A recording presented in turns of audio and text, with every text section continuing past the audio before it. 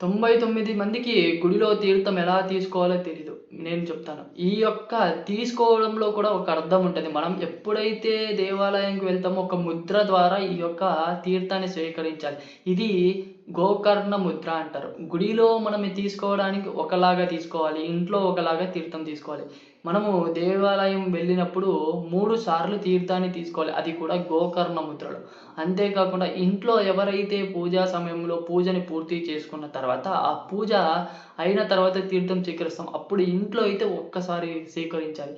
ఎప్పుడైతే మనం ఈ యొక్క తీర్థాన్ని స్వీకరిస్తామో, ఎప్పుడూ కూడా ఎంతో భక్తి శ్రద్ధలతో ఈ యొక్క తీర్థాన్ని స్వీకరించాలి. అంతేకాకుండా ఎప్పుడూ కూడా తీర్థం తీసుకున్నాక ఒక్క చుక్క కూడా కింద పడనీయకుండా తాగడానికి ప్రయత్నించండి. ఎందుకంటే అది చాలా పవిత్రమైన జలం.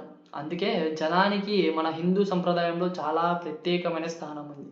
ఈ యొక్క విషయాన్ని కొత్తగా తెలుసుకుంటున్నారా? ఇంకా మీ ఫ్రెండ్స్ అండ్ ఫ్యామిలీకి షేర్ చేయండి. శ్రీమాత్రే నమః.